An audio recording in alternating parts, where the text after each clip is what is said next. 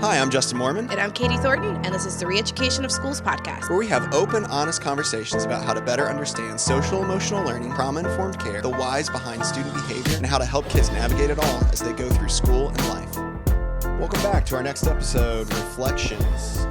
End of the year reflections, I guess, is what we're going with. It's the end of our school year. This will probably come out, we're probably in summer at this point. Yeah. Hopefully you're in summer, wherever you're at. And this episode is actually, we've got about 3 days left of school. Is that right? Yeah, 3. You're a principal. You should be able to tell 3 me. 3 days. 3 days left of school. Yeah. So, disclaimer, if we sound a little off, that might be why. Yeah. Before we jump in deep into the episode, though, if you've enjoyed listening to this podcast, man, we would really appreciate you giving us a 5-star review. We'll even take a less than 5-star review. Yeah. I'm interested in the feedback. Just whatever platform that you're listening to us on, that'd be great. No matter what, it helps people find the content and helps us keep the conversation going. So, reflections. It's been a good year. It's been a full year. Yeah. And I think we talk a lot about looking back and reflecting on a year a lot, and just on ourselves personally, on a building, on a program, whatever it might be. I think what we wanted to do is, as our year is actually winding down and still even a little bit in it, talk through what some of the highlights were of our year, right? Yeah. All right. So we're each going to give 3 takeaways. We haven't heard each other's yet. No, so we're really interested in how much because we're very opposite personality types. Yeah.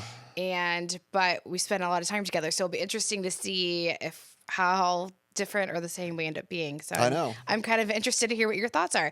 Why don't you tell us, why don't you kick it off? What's your I'll first start one? Off. Sounds good. Okay. So 3 takeaways from this year, something to walk away with. I think for me, the first one was, and maybe these aren't new, but I think stuck out to me. It's a marathon, not a sprint. And so as I was sitting around thinking about the past year, I thought about that as far as students go individually. I thought about it as far as building systems go. And I also thought about it as far as kind of how you look at your career. So I'm going to talk about each of those 3. Okay. It's like bonus mini categories. It's like a bonus round. Go ahead. Yeah. The podcast is going to be 9 hours. Okay. So each one it'll be short. So as far as students go, I'll go with that first. So student growth over time is important. I think what we get into maybe a bad habit of, I think it's good. There's good parts of it, but I think what we can get into a bad habit of in schools is looking at student growth over the course of a year. There's obviously good parts to that. There's important parts to that. We have to do it, even just officially. We have to do those things. But what that sometimes robs us of is the opportunity to look at student growth over the course of their time in a whole building or over the course of several years. And there's natural breaks with schools that happen. Obviously, we're talking about getting ready to go into one right now with summer.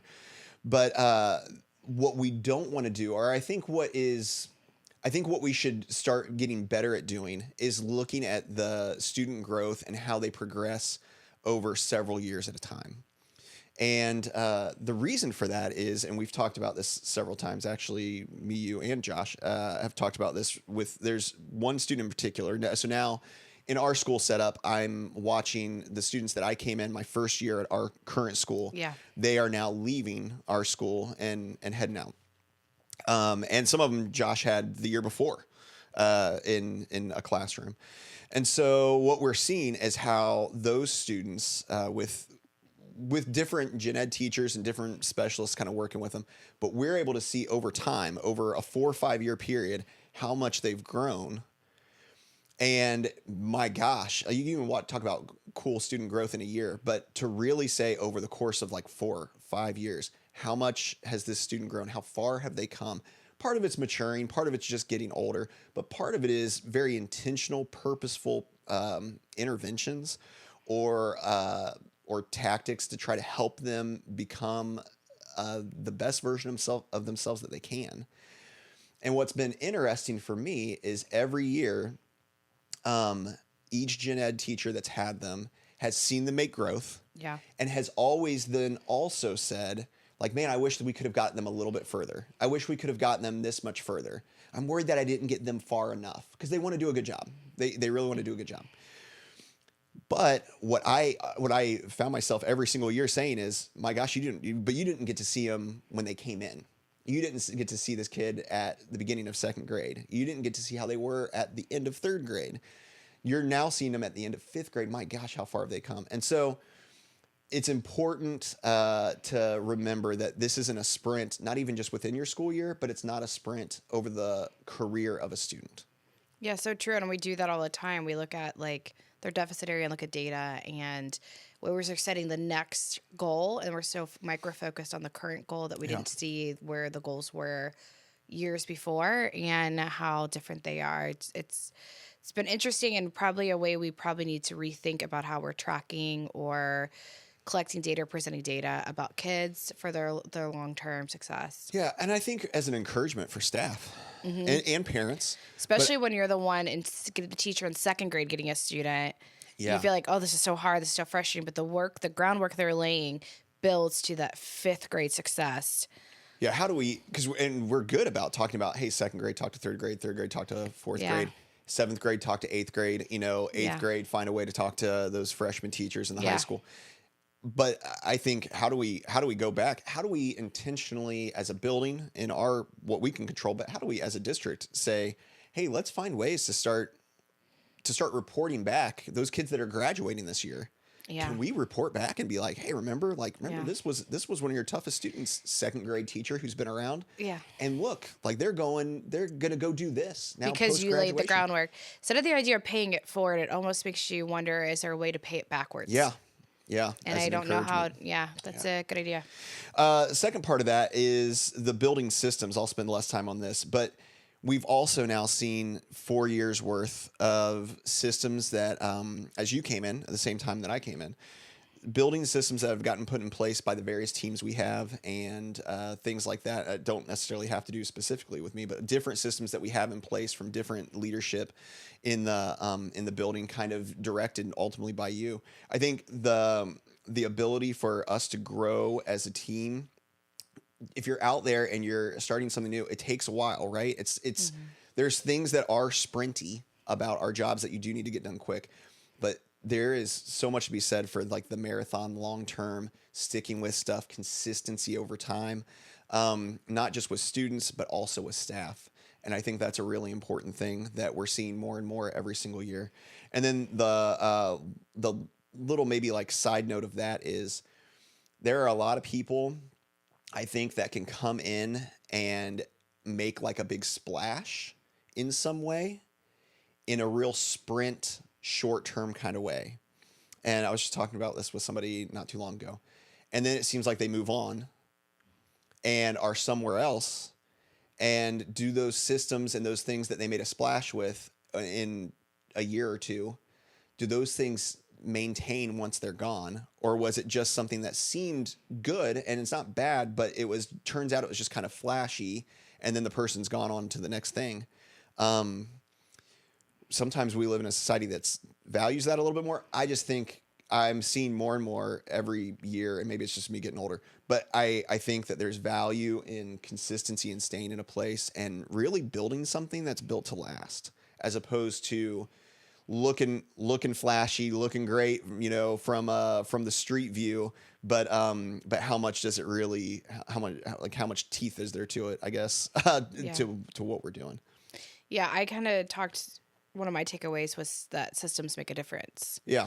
The same idea. I think anytime there's a hiccup or we have something that didn't go exactly how we would like it to play out, it goes back that there was a hiccup in the system somewhere. And so what I have really would like to encourage people to do, which I think we did a really good job intentionally setting this up, is your systems, if you set them up and never talk or review them, you're setting yourself up for error.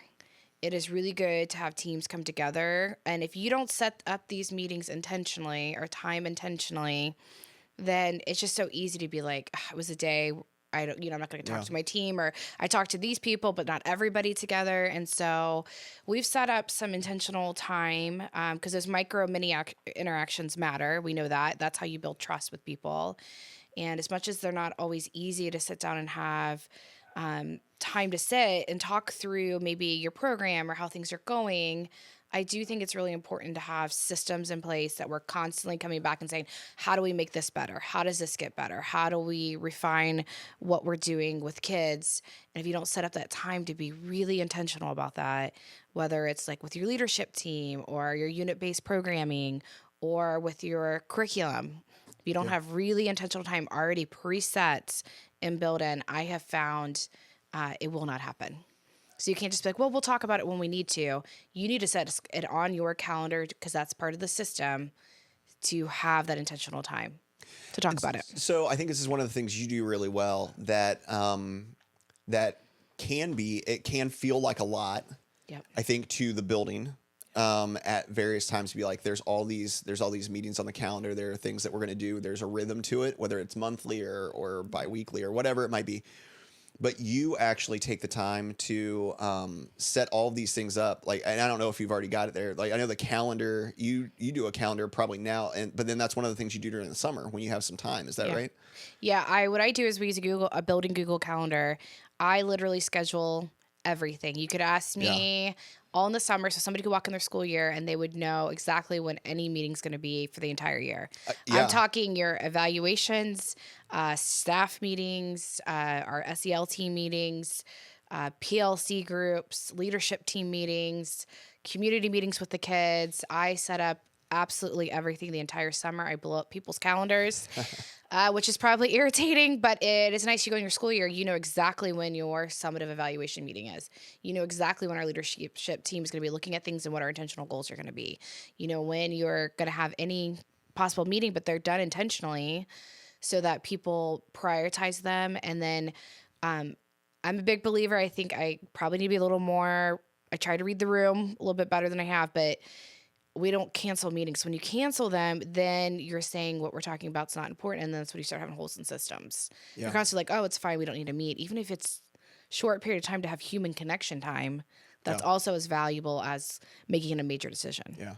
I think what it does, and I know you touched on it, but I do think if you're out there and you're somebody that has some kind of say in the meeting, if you're administrator, principal, whatever it might be, I think doing that has been helpful to the building because of all the things you just said, for sure. But I think it also shows like an intentionality. Plus, I can't stress enough, stuff's going to happen throughout the year. It is going to feel busy. It is going to feel overwhelming to you as an administrator potentially. And if you already have those things in place that are set up, that are scheduled on a calendar, you're not all of a sudden trying to figure out like, oh, but we were supposed to meet again as a leadership team. We are supposed to meet as an SEL team to get this done. When are we going to do that? And now I'm trying to like get 5 people and whose calendars are okay and when do we have time? It's already done. It's the first things. All these things are already on a calendar. I think there's a lot of value in it. I know maybe that's not how you work if you're out there, but I really would encourage you to consider it because I think it does make things have priority and gets things done. And it's protected time. Yeah. I'm not canceling this meeting to make this other thing happen. That meeting's happening, so we're going to find another time to schedule the other one. Yeah, that's good. All right, another one of mine. The culture and climate's important. So I think within your teams, and this isn't, I guess, not like a groundbreaking comment, I guess, right? But and we've talked about it on here before. But whether it's within your teams, like striving to be a person that gets along well with your teammates and that builds relationship with your teammates. Again, whether that's in the unit you're in, your grade level band, whether it's you got a team in elementary school, whatever it is. That you are taking the time to like really build that relationship and have a positive culture within even your smaller team. Doesn't mean you have to agree with it about everything. Doesn't mean you have to have the same outlook on everything. But it does mean that you, for the good of a team, you have to be able to figure out how to work well with each other. So first of all, be a person that does that. But I think then in a broader sense within the building, when you have a building with good, solid people, who enjoy coming to work and care about the students, it's super contagious. Like I was recently talking to like a younger person's getting into teaching just now, and they described their experience with, I believe it was student teaching. I might be messing the story up, but I believe it was student teaching. And they talked about how many people at the place they were at student teaching talked about how, oh, I would never go into teaching now. This is what's bad about it. This is what's bad about it. I hate this. Nobody gets this. It's the worst. And And this person said how they were like, I was like, am I making a huge mistake? Like, this is what I've always wanted to do, is be a teacher. And now I'm hearing all these people that are doing it. And is this a big mistake?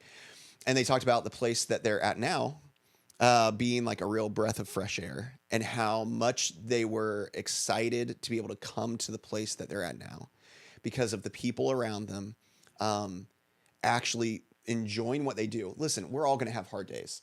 Every single one of us, and that's every job. You're going to have times where you're like, ugh, I don't really want to be here, or this is tough, or particularly tough year, or whatever. I get that. I'm not saying that. I'm not saying you have to be fake happy all the time. But I am saying, like, long term, like, at your core, like, do you enjoy what you're doing? Like, and do you enjoy being there?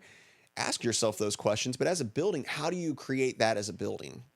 That's important, and I think it's worth the time to be able to do that. What we are finding is that in our building, we have a staff that's been around for a long time. Yep.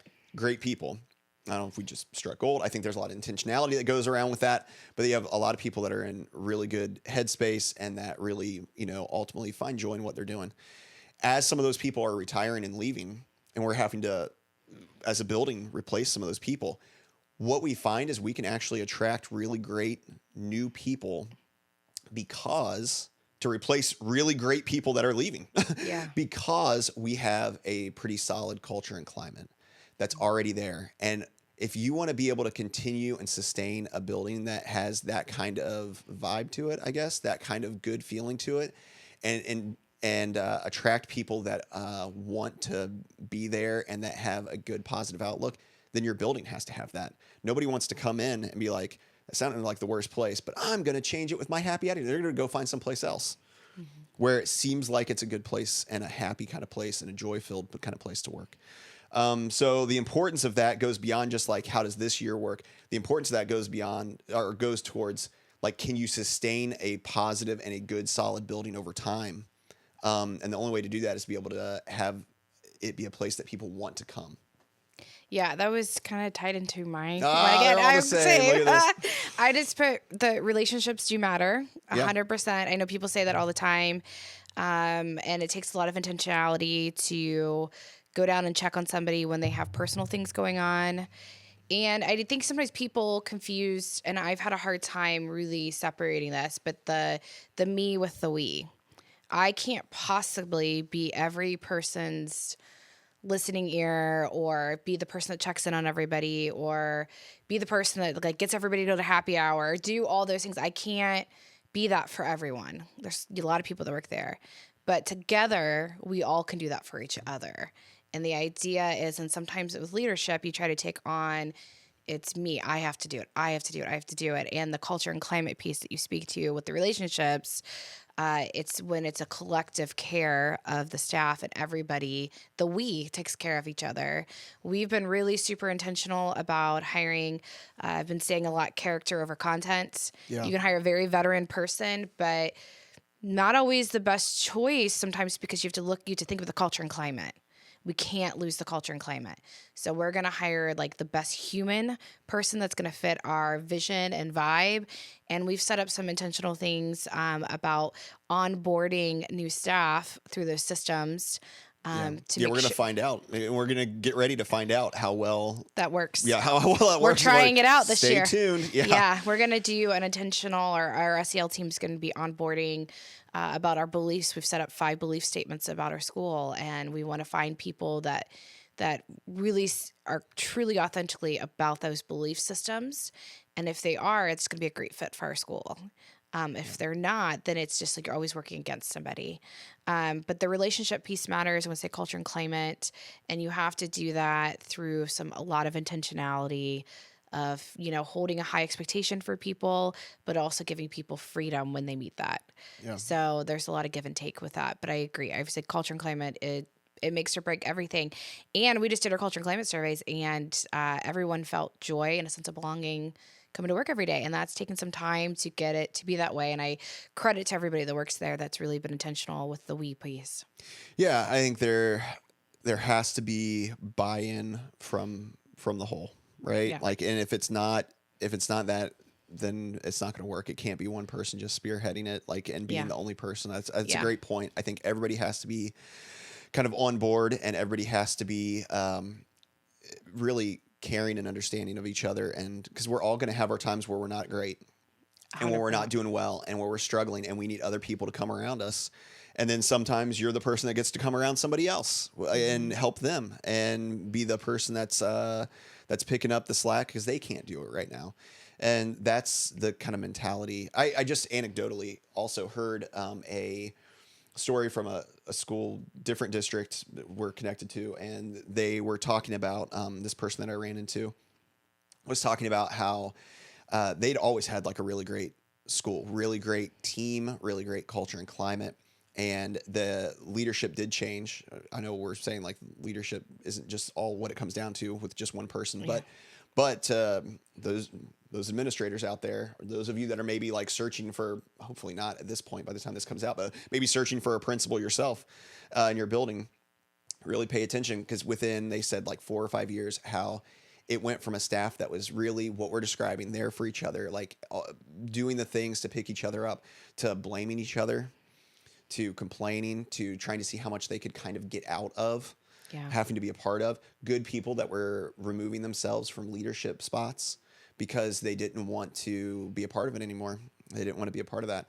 It matters so much how it feels, and the human aspect of it. You can have all the right like professional parts of it in place at a school, and should have every reason for it to be wildly successful and a great place to be that people want to come to. If you forget the human side of all of the people that actually work there, then it's gonna fail, and it's gonna go downhill real quick. So I just think that's an important one. One more each. Yeah. So where we're at. What's your last You one? want me to go? Yeah. Mine is maybe a weird one, but I think I'm increasingly connecting some dots. I think taking care of yourself makes a big difference. A lot of people hate talking about self-care, and it can be a touchy subject because people are like, when do I have time to, and I get all that stuff. It's one of those people too. I do that too. But we know enough about our brains now, and how our bodies work and how all of that's tied together, to know that we actually are worse. Sounds harsh maybe, but we're worse humans if we don't take care of ourselves. And you may want to be one of those people out there that kind of lies to themselves and says, I operate great if I don't have much sleep. I can do that way better than most people. I do really well if I don't have to eat. I don't have to drink throughout the day. Like, I'm okay. Like, I'm okay if I don't do that. It's never really bothered me. I can like power through it. I can be guilty of wanting to be like very robotic, right? Like I'm invincible, whatever. All that stuff is not true. Like it's a lie that you're telling yourself, right? Yeah. And You're not I'm a little bit robotic, but not superhuman. we'll cut that part out. I don't want people to know that part. But I think that it's increasingly important in my mind to take care of yourself. A lot of these are based off conversations I guess I've had with people over the last year, but I was talking to somebody recently and was maybe connecting some of those dots even more for myself, right? And you can look at, I'm gonna be that guy that kind of makes a sports reference. Sorry if you're not a sports person. Oh gosh. But like one of the things that I've always loved doing and always have looked at is people that are like really great at what they do. Like, and it doesn't, not in the world of education, but like who are the people that are just really great at what they do in their field? And then I want to like learn about them kind of from them. Like who are the Peyton Mannings? Like what did they do? What did that guy do to have a long career? What did Tom Brady do? Didn't really like Tom Brady, but like what did he do to have like such a long, successful career? What are the things that he did? What are the people in the business world, that run really successful big businesses? Like what are they saying is important that they do? And one of the things that I found over and over again, but especially with athletes and kind of with my job specifically, I kind of think about this a little bit more, like the physical side of it, I guess, but like the toll that takes. But one of the things I found is like how much these people take care of themselves. Like they are serious about it. They're serious about eating right. They're serious about trying to make sure that they are getting the rest they need. They're serious about, exercise and working out in the ways that they need to be able to be in top physical shape. And what I've started thinking about is how much how much, partly because of, listen, my wife helps me stay way healthier than I would on my own, but how much of me being able to be in a good headspace and regulated myself has come down to the fact that I'm in a relatively healthy way, that I get good rest, that I do kind of exercise. I'm not like crazy about it, but that I try to stay healthy, that I'm eating well overall. Yeah. How much of that helps me on Tuesday mid-morning when I've got a kid who's crazy dysregulated, really rough time, really struggling. But because I'm in a good space physically, like, and I've been trying to take care of myself, now what we know is that my brain is more regulated than it would be if I hadn't gotten good sleep, if I had been eating trash all week, if I had been doing a bunch of stuff that wasn't taking care of myself, right? I've actually been purposefully trying to set myself up more and more as the years have gone to physically be in a spot that my brain can be more regulated. And it sounds like a weird thing to say that like I've purposefully done that so much, and I haven't talked about it a lot, but it really has been on purpose. Because after I started learning how many years ago, how much our physical body's connected to our brain and how much our brain controls whether we're regulated or not, I was like, then what I need to do is take care of myself so that when I'm with a dysregulated kid, which I'm going to be because that's part of my job, I'm going to be in a way better spot, and I'm going to be able to help that kid more because of how I am living my life outside of here, because I'm taking the time to do stuff I enjoy, to keep myself in a good spot. I just think about it, I guess, is what I'm saying. Start thinking about how what you do with your body connects to how your brain operates and how that actually impacts the people around you and makes you a person that they can rely on a little bit more. Yeah, I would So agree. kind of a weird one, but it's something that I haven't talked about a lot. I've been thinking about it a lot. And after I had a conversation with somebody recently, I was like, you know what, I kind of hesitated, but I was like, I'm putting that one in there. Yeah, I think there's so much research out there about gut health, and Yeah. when your brain is I mean, I think we say this a lot even in trainings, but when you can, half of responding to behavior is being able to stay regulated and calm yourself. Yes. And if you didn't get sleep the night before or you don't feel good, you are going to be more irritable, and you're not going to be at your best to respond to kids that are maybe in crisis or have behavioral issues, or be the best person to be around for culture and climate. Yeah. So I think that makes complete sense to me. And it's hard as a teacher when you can't use the bathroom when you want to. You're supposed to drink all this water. You maybe have 20 minutes for lunch. How can you? And you've got all these things going on. You have your own life. So it really does have to be some intentional time. Scheduling. I've had to put going to the gym on my schedule to make it a thing for my family. And you know what I mean? Those are some things you have to be intentional about for sure. Yeah, one of the guys I work with, I don't think he'd ever mind. He'll never listen to this podcast anyway. Yeah. But just who he is.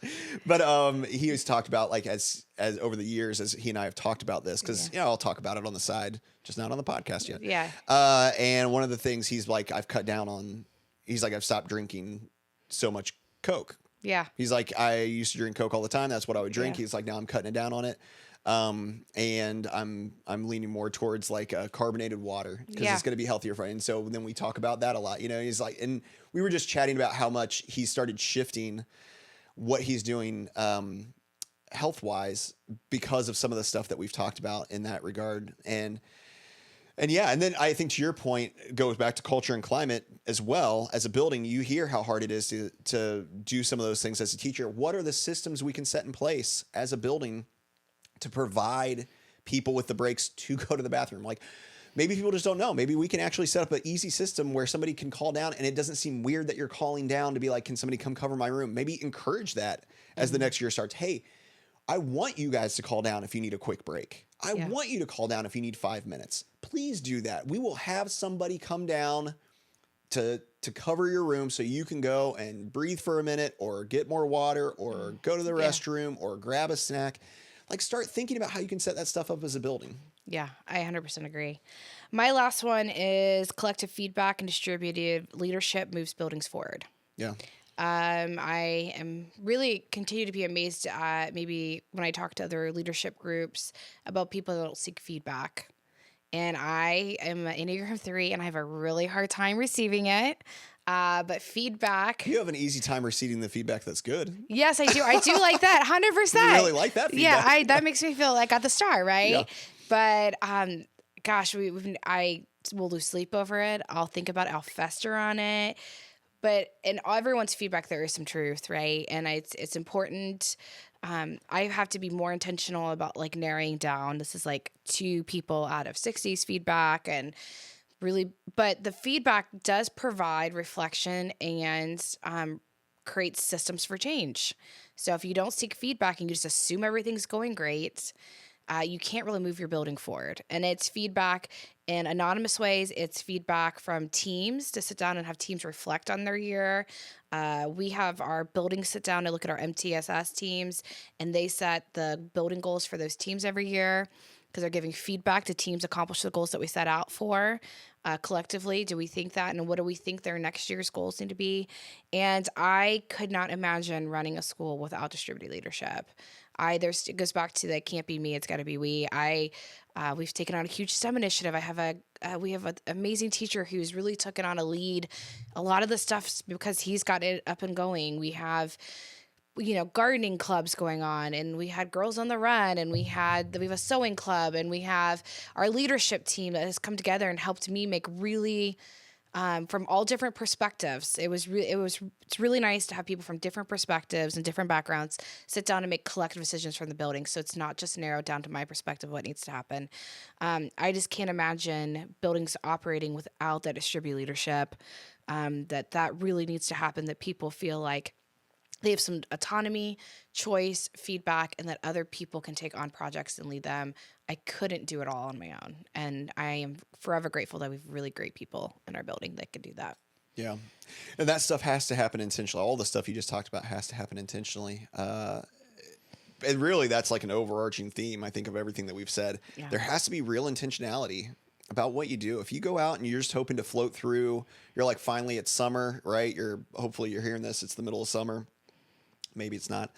But where we're recording it, we're about there, right? And so to be able to purposefully do some stuff, I mean, take your time, let yourself kind of recoup and recover, but also take advantage of the time of not having students in the building and having a little bit of time to really set up things that are purposeful. If you're not doing stuff purposefully, then who knows what you're doing, right? You're just kind of floating through. Wow. I think it leads to decisions being made in the moment because you're constantly putting Band-Aids on everything because it's not the intentionality piece behind it. And you're probably not making good decisions or the best decisions in the moment because you didn't have systems set up in place that help you make those decisions in the moment. That are backed by feedback, backed by research, backed by proof of product, right? All those things when you make decisions, people receive them better when you can have a lot of things to back them up instead of just appeasing somebody in the moment.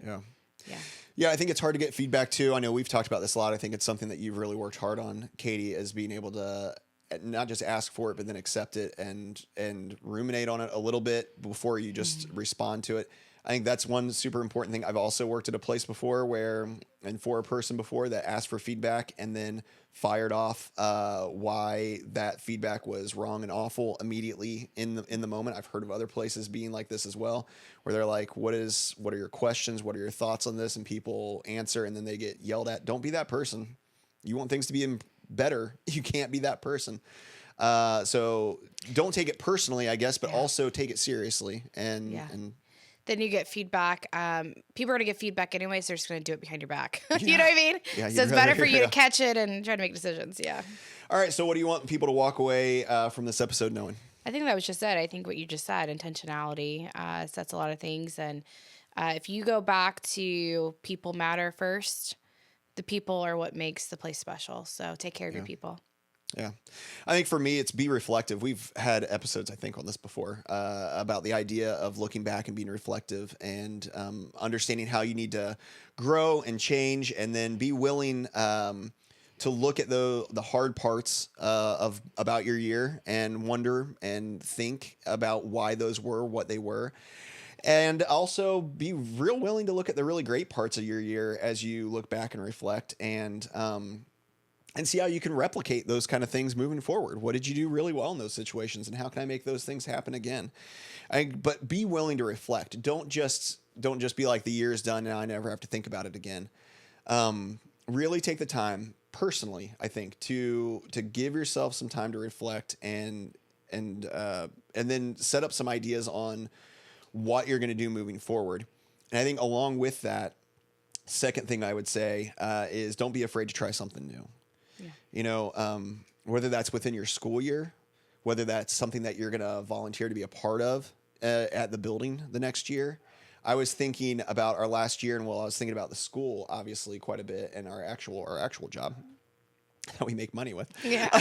Not this, but I was thinking about this as well. And don't be afraid to try something new. I mean, this is what we're doing on the podcast, and the ways we've been able to partner with some districts that aren't ours, and to be able to offer insight and things like that.